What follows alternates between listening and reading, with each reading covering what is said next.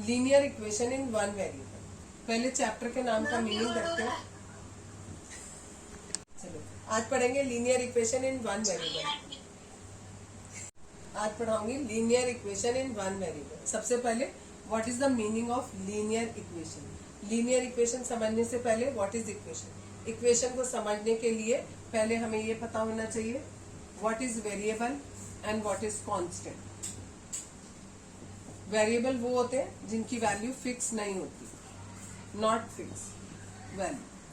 ठीक है। कांस्टेंट वो होते हैं जिनकी वैल्यू फिक्स होती। फॉर एग्जाम्पल जितने भी नंबर्स हैं 1 2 3 एंड सो ऑन, ठीक, जीरो भी इंक्लूड होगा। ठीक, जितने भी नंबर हैं वो सारे के सारे हमारे कांस्टेंट हैं। कांस्टेंट का मतलब होता है अगर कहीं आपका जीरो लिखा है तो आप जीरो की जगह कोई और नंबर नहीं रख सकते, जीरो की जगह आपको जीरो ही रखना पड़ेगा। ठीक है। 1 है कहीं तो 1 की जगह 1 ही रखना पड़ेगा, 1 की जगह आप अपने मन से 2 नहीं रख सकते।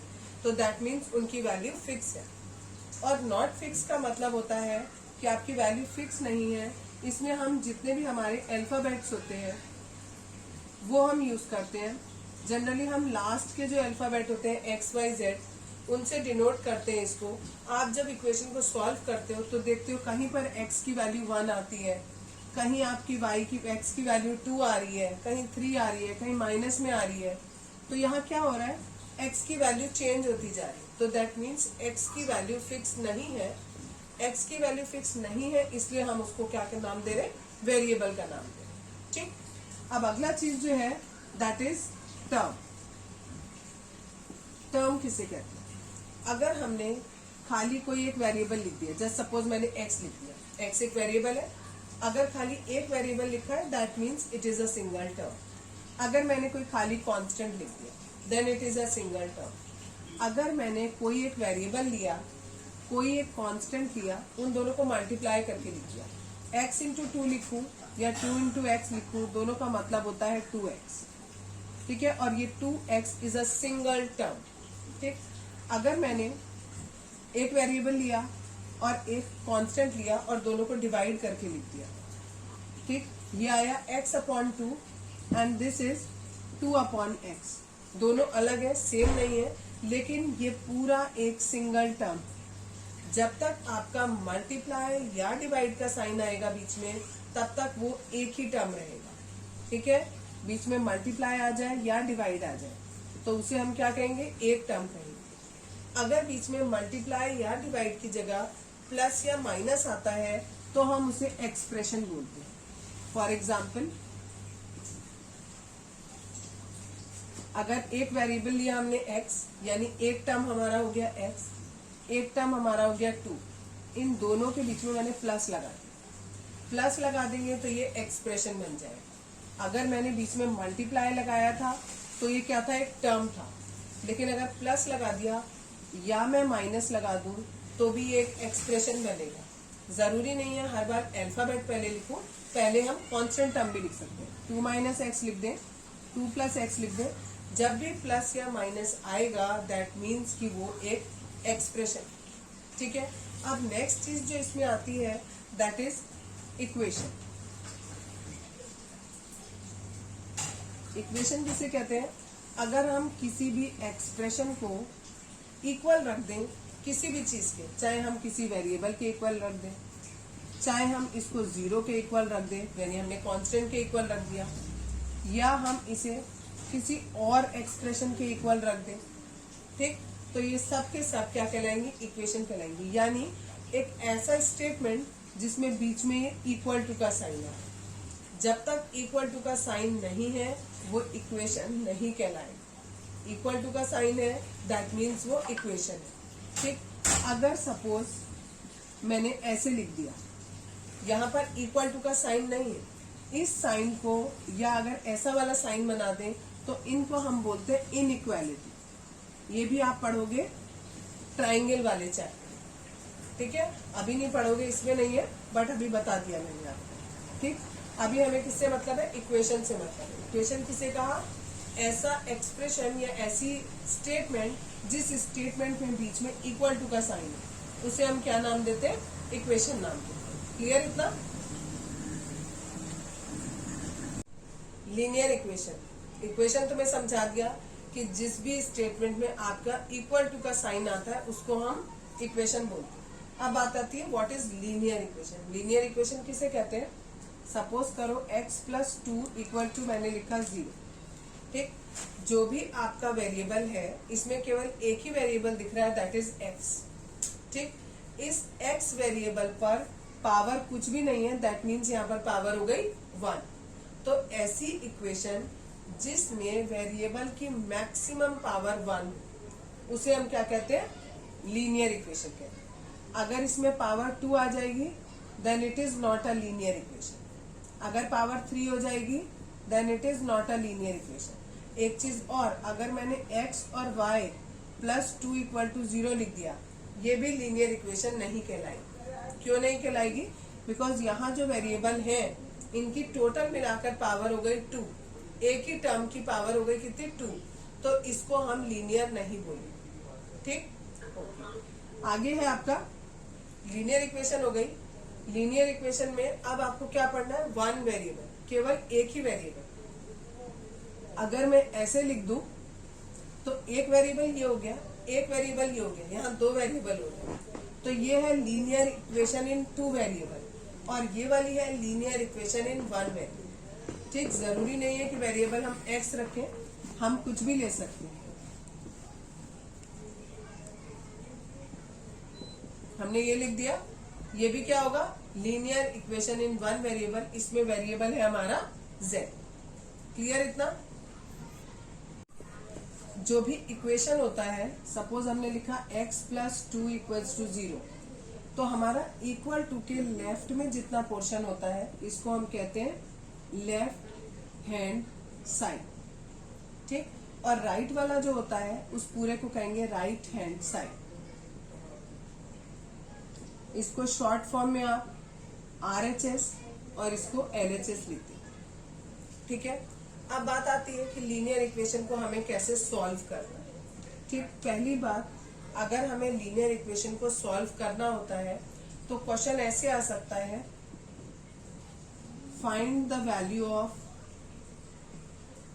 x। ठीक, यानी x की वैल्यू निकालनी है। ये भी आ सकता है फाइंड द सॉल्यूशन, ये भी आ सकता है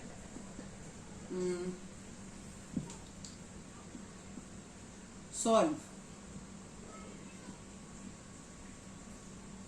इवैल्यूएट। इनमें से कोई भी क्वेश्चन लिख के आए, सबका मीनिंग एक है कि आपको x की वैल्यू कैलकुलेट करनी है। ठीक है, अब x की वैल्यू कैसे कैलकुलेट करते हैं, पहला मेथड बता रही हूँ। इस मेथड में आप क्या करते हो, सबसे पहला काम ये होता है, आपको ये देखना है x के साथ क्या चीज एक्स्ट्रा है। पहली बात ये देखेंगे x हमारा लेफ्ट हैंड साइड में है कि राइट साइड में है। तो यहाँ हमारा लेफ्ट साइड में है, इस लेफ्ट साइड में हमारा प्लस का 2 एक्स्ट्रा है। ठीक, अगर प्लस का एक्स्ट्रा होता है तो माइनस किया जाता है, माइनस का एक्स्ट्रा होता है तो प्लस करते हैं, मल्टीप्लाई का एक्स्ट्रा होगा तो डिवाइड करेंगे और डिवाइड का एक्स्ट्रा होगा तो मल्टीप्लाई करेंगे। फॉर एग्जाम्पल, यहाँ पर हमारा ये +2 एक्स्ट्रा था, मैंने क्या किया, दोनों साइड में, इधर भी और इधर भी, दोनों तरफ से -2 किया। क्यों किया? वो इसलिए किया, देखो अगर आपसे बोला जाए कि ये वाला पोर्शन और ये वाला पोर्शन बिल्कुल बराबर है, इनके बीच में इक्वल टू का साइन लगाया, अगर मैंने यहाँ कुछ ऐड किया तो मुझे यहाँ भी सेम नंबर ऐड करना पड़ेगा, तभी ये बराबर रहेंगे। ठीक, अगर मैं यहाँ से कुछ सब्ट्रैक्ट करती हूँ तो मुझे यहाँ भी सब्ट्रैक्ट करना पड़ेगा, तभी ये इक्वल रहेंगे, अदरवाइज मैं ये इक्वल का साइन नहीं लगा सकती। इसीलिए मैंने क्या किया, यहाँ पर प्लस का 2 एक्स्ट्रा है, प्लस होता है तो मैंने बताया माइनस करते हैं, तो +2 था तो मैंने -2 किया, इधर -2 किया, तो इसीलिए मैंने राइट में भी -2 किया। ठीक है, और कैसे लिखेंगे, सब्ट्रैक्ट 2 फ्रॉम बोथ साइड, ये स्टेटमेंट जरूर लिखना पड़ेगा। ठीक है, दोनों तरफ से आपने 2 को सब्ट्रैक्ट कर दिया। जब आपने दोनों तरफ से 2 सब्ट्रैक्ट किया, यहाँ देखो खाली x बचेगा। क्यों? ये प्लस का 2 है, ये माइनस का 2 है, आपस में कैंसिल आउट हो गए। इक्वल्स टू 0 में से -2 किया तो आंसर इज -2, यानी x की वैल्यू आ गई हमारी -2। ठीक, इसी तरीके से इसी क्वेश्चन में मैं आपको बता रही हूँ, अगर बाई चांस ऐसे क्वेश्चन दिया होता x -2 इक्वल्स टू 0, तो हम क्या लिखते, क्योंकि यहाँ माइनस है तो हम लिखते एड 2 टू बोथ साइड, दोनों साइड पे +2 कर दिया। पहले देखो क्या किया, पूरा क्वेश्चन जितना था उतना क्वेश्चन उतारा, फिर +2 ऐड कर दिया।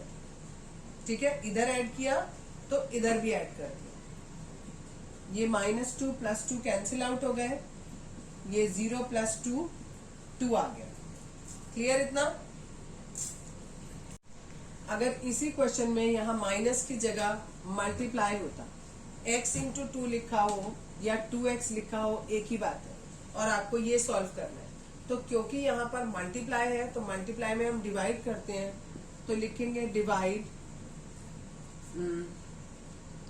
Divide by 2 to both side, दोनों साइड को 2 से डिवाइड करते हैं, x × 2 डिवाइडेड बाय 2, और यहाँ 0/2। पूरा क्वेश्चन एज इट इज उतारना है, बस डिवाइड बाय 2 यहाँ करना है, डिवाइड बाय 2 यहाँ भी करना है। ये 2 से 2 कैंसिल, x की वैल्यू 0/2 इज 0, तो आंसर इज 0। ठीक, अगर इसी जगह हमें क्वेश्चन में डिवाइड दिया होता, ये 2 यहाँ की बजाय ऐसे लिखा होता, x/2, अपॉन का मतलब होता है डिवाइड। ठीक है, तो हम क्या करेंगे, लिखेंगे multiply by 2 to both side, दोनों साइड को हमने क्या किया, 2 से मल्टीप्लाई कर दिया, यहाँ भी 2 से और यहाँ भी 2 से, ये 2 से 2 कैंसिल, x आ गया, 0 × 2 इज 0, तो यहाँ पर भी x की वैल्यू कितनी आ गई, 0 आ गई। ठीक, अब एक और एग्जाम्पल देखो, इस एग्जाम्पल में x के साथ हमारी 2 चीजें एक्स्ट्रा है, एक ये मल्टीप्लाई में 2 एक्स्ट्रा है और एक ये प्लस का 4 एक्स्ट्रा है। जब भी इस तरीके का क्वेश्चन हो तो पहले हमें ये प्लस वाले को सॉल्व करना हो, मल्टीप्लाई वाले को पहले नहीं करेंगे, पहले प्लस वाले को सॉल्व करेंगे। प्लस या माइनस का होता है तो उसे पहले सॉल्व किया जाता है, मल्टीप्लाई और डिवाइड वाले को बाद में सॉल्व किया जाता है। अब हम लिखेंगे यहाँ पर, ये 2x ऐसी लिखा, +4 एक्स्ट्रा है तो हम -4 करेंगे, तो स्टेटमेंट क्या होगा ऊपर, सब्ट्रैक्ट 4 फ्रॉम बोथ साइड। ठीक है, तो ये हमारा आ जाएगा 2x, ये 4 से 4 कैंसिल, 4 में 10 में से 4 गया 6। अब जैसा पहले क्वेश्चन दिया था बिल्कुल वैसी बन गया, x के साथ केवल 2 एक्स्ट्रा है, मल्टीप्लाई में है, तो हम क्या करेंगे, इसे डिवाइड करेंगे, तो लिखेंगे divide by 2 to both side, और हमें मिलेगा 2x/2 इज इक्वल टू 6/2, ये 2 से 2 कैंसिल, x की वैल्यू आ गई 3। एग्जाम्पल नंबर 5 है, what should be added to this, twice of this बोला है, टू गेट 3/7, यानी ये जो आपको रेशनल नंबर दिया है इसके ट्वाइस में हम क्या ऐड करें, इसके ट्वाइस में हम क्या ऐड करें कि हमें 3/7 मिल जाए। तो हमने मान लिया कि हम x ऐड कर रहे हैं, अब इस x के साथ ये पूरा का पूरा नंबर हमारा एक्स्ट्रा है, इसे सॉल्व किया हमने, -14/3 आया, इसको राइट साइड में ट्रांसपोज करेंगे तो हमारा ये माइनस का साइन प्लस में चेंज हो जाएगा। अब यहाँ पर सिंपल एलसीएम लेंगे, एलसीएम लेके इसे आप सॉल्व कर लीजिए, इट इज 98 ऐड किया अपॉन 20। ठीक है, ये ऐसे सॉल्व कर, यहाँ 107 होगा। Yes, example number 6 page number 25 पे, the perimeter of a rectangle is 13 centimetre, width of the rectangle is 2 × 3/4 centimetre and find its length. तो हमने मान लिया इसकी लेंथ कितनी है, 1 सेंटीमीटर। ठीक, अब इसमें हम क्या करेंगे, पेरीमीटर का फॉर्मूला लगाया हमने, रेक्टेंगल की बात कर रहे हैं तो हमने रेक्टेंगल का पेरीमीटर का फॉर्मूला लगा, सबकी वैल्यू पुट कर दी, पेरीमीटर 13 दिया है, 2 की जगह 2, l की जगह हमने x माना है और b हमारा 11/4 दिया। सबसे पहले हमने ये जो 2 एक्स्ट्रा है इसके साथ उसको ट्रांसपोज किया, इसको हम LHS में लेके आ रहे हैं तो 13/2 हो जाएगा और ये एज इट इज रह जाएगा। अब ये 11/4 एक्स्ट्रा है, इसको मैं ट्रांसपोज कर रही हूँ LHS में, ये प्लस में है तो यहाँ माइनस हो जाएगा। इन दोनों का एलसीएम लिया 4 आएगा, 2 से 4 को डिवाइड करेंगे 2 आएगा, 2 को 13 से मल्टीप्लाई करेंगे 26 आएगा, 4 से 4 को डिवाइड किया 1 आया, 1 से 11 को मल्टीप्लाई किया 11 आया, दोनों को माइनस करेंगे 15/4, इसको आप मिक्स फ्रैक्शन में लिख देंगे और आंसर में आपको सेंटीमीटर लिखना है इस पास। Example number 7 on page number 25, इसमें दिया है आपको the present age of Sahil's mother is 3 times the present age of Sahil. हमने प्रेजेंट एज मानी साहिल की x, तो उसकी मदर हो गई 3x, बिकॉज क्वेश्चन में गिवन है कि उसकी मदर जो है वो 3 टाइम्स है साहिल की प्रेजेंट एज। फिर दिया है आपको क्वेश्चन में आफ्टर 5 ईयर्स, तो पहले आफ्टर 5 ईयर्स लिखा, आप यहाँ पर एज 5 ईयर्स लेटर भी लिख सकते हो, एज आफ्टर 5 ईयर, इन दोनों में से कुछ भी लिख सकते हो। अगर आप सोचो साहिल की प्रेजेंट एज इस समय x है, तो ऑब्वियसली 5 साल बाद कितनी होगी, 5 बढ़ जाएगी, यानी x + 5 हो जाएगी। सिमिलरली मदर की एज इस समय अगर 3x है, तो 5 साल बाद 3x + 5 हो जाएगी। अब क्वेश्चन में आगे गिवन किया है after 5 years their age will add to 66 year, यानी साहिल की एज और मदर की एज मिलाकर 66 होगी।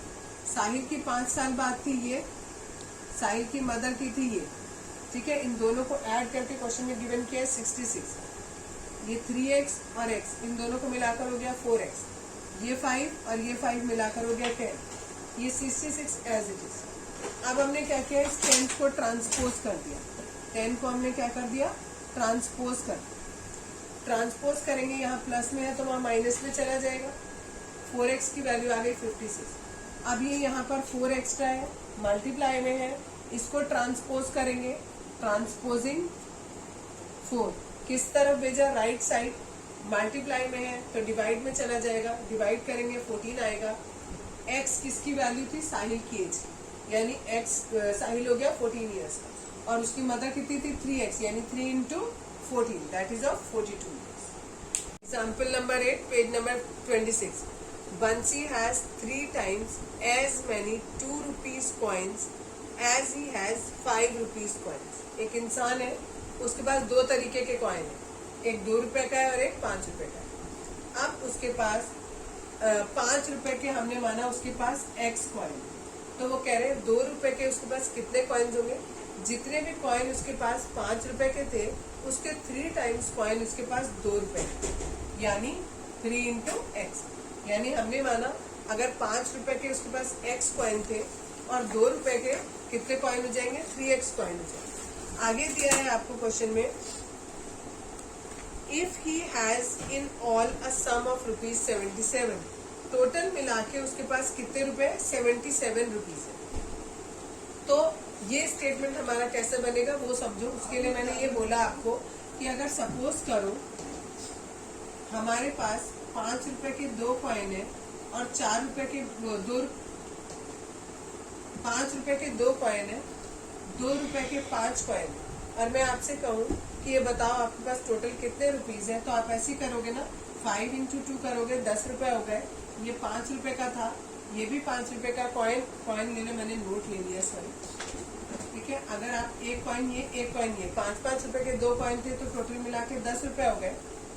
2 रुपए आपके पास 5 कॉइन थे तो भी 10 रुपए हो गए, और टोटल करने को कहा तो आपने दोनों को ऐड कर दिया, दैट मीन्स टोटल मिला के 20 रुपीज हो गए। यानी आपने क्या किया, जब आपको टोटल कैलकुलेट करना था, जितने रुपीज का कॉइन था और उसके जितने कॉइन आपके पास थे उन दोनों को आपने मल्टीप्लाई कर दिया।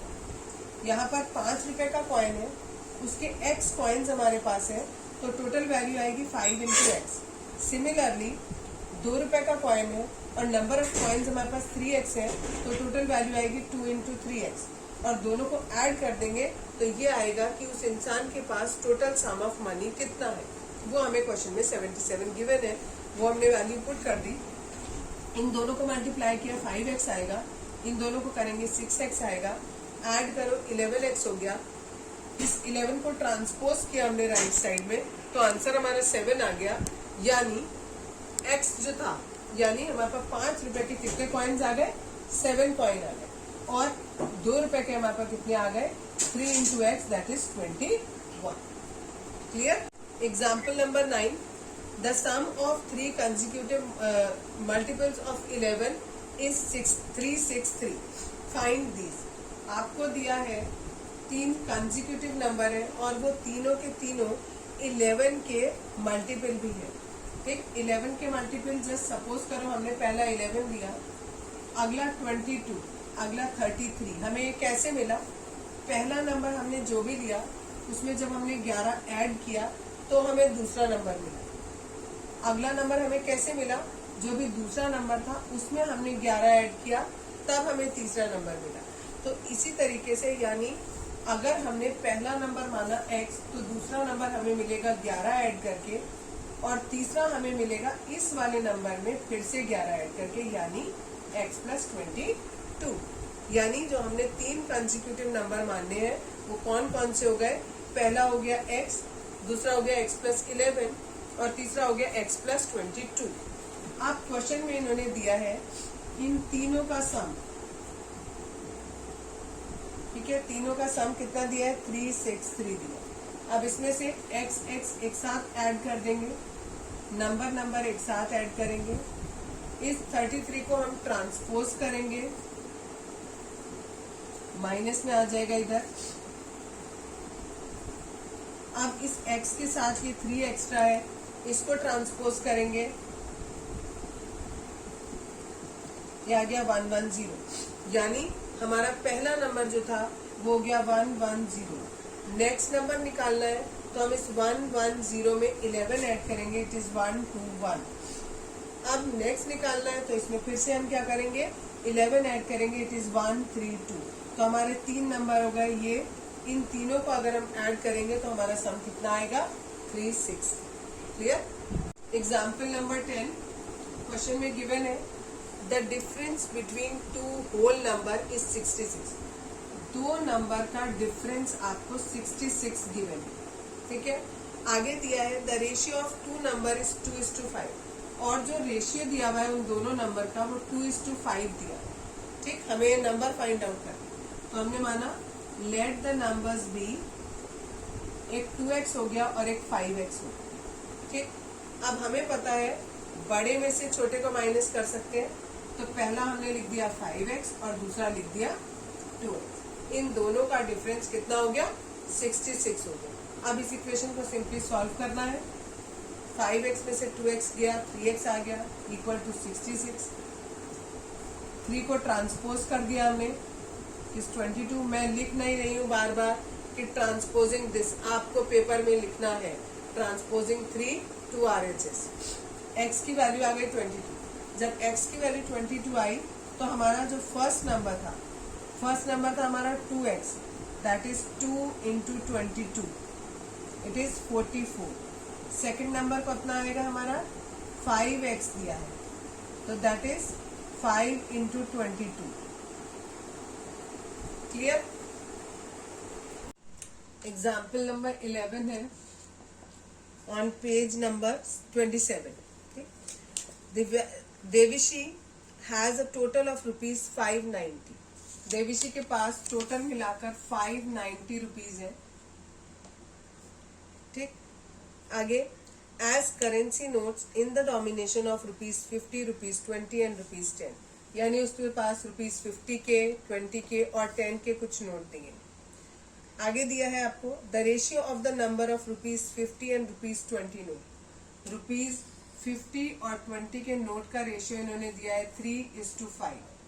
ठीक, तो यानी हमने मान लिया कि ₹50 के 3x नोट्स हैं और ₹220 के 5x नोट्स हैं. ठीक है, ये हमने सपोज किया है तो आपको लिखना पड़ेगा let the number of notes of ₹50 be 3x and ₹20 be 5x.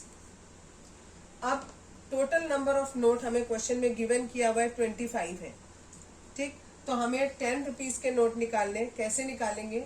इन दोनों को ऐड करेंगे और टोटल नंबर ऑफ नोट्स जितने भी हैं उसमें से माइनस कर देंगे तो हमारे 10 रुपए के जितने नोट हैं वो आ जाएंगे. आगे हमें क्या करना है? क्वेश्चन में हमें शुरू में ही गिवन किया था कि उस बच्ची के पास कितने रुपीज है? 590 रुपीज है. अगर सपोज करो हमारे पास 50 रुपीज का एक नोट होता तो दैट मीन्स हमारे पास 50 रुपए, 2 होते तो 50 इंटू 2 करते, 3 होते तो 50 इंटू 3 करते, ठीक। लेकिन अभी उसके पास 3x नोट है तो हम क्या करेंगे 50 इंटू 3x, जो कि मैंने यहाँ लिखा। 20 रुपीज के उसके पास 5x नोट है तो 20 इंटू 5x, और 10 रुपीज के उसके पास इतने नोट्स हैं यानी 10 इंटू दिस वन, यानी टोटल मिलाकर उसके पास 590 नोट्स हैं, इसलिए मैंने इन सबको बीच में प्लस कर दिया। अब सॉल्व करेंगे, इन दोनों को मल्टीप्लाई, इन दोनों को और इनको कैसे करेंगे, पहले इसको इससे और इसको इससे मल्टीप्लाई करेंगे। नेक्स्ट लाइन हमारी ये आएगी, इसमें नंबर एक तरफ कर लीजिए और x एक तरफ, इसमें और इसमें, इन तीनों में x लिखा है, इन्हें एक तरफ किया। 250 खाली नंबर है, उसको हम दूसरी साइड में लिखेंगे। इन तीनों को सॉल्व करेंगे, ये आएगा, इन दोनों को सॉल्व करेंगे, ये आएगा, x की वैल्यू निकालेंगे 2 आ जाएगी। x की वैल्यू 2 आई, दैट मीन्स उसके पास 50 रुपीज के कितने नोट है, 3 इंटू 2 दैट इज 6, और 20 रुपीज के कितने 5 इंटू 2 दैट इज 10, और 10 रुपीज के कितने नोट है 25 माइनस 8 इंटू 2, इन दोनों को सॉल्व किया 16 आया, 25 में से 16 माइनस किया 9, यानी आंसर हमारा क्या होगा कि उसके पास 50 रुपीज के 6 नोट है, 20 रुपीज के 10 नोट्स हैं और 10 रुपीज के 9 नोट्स।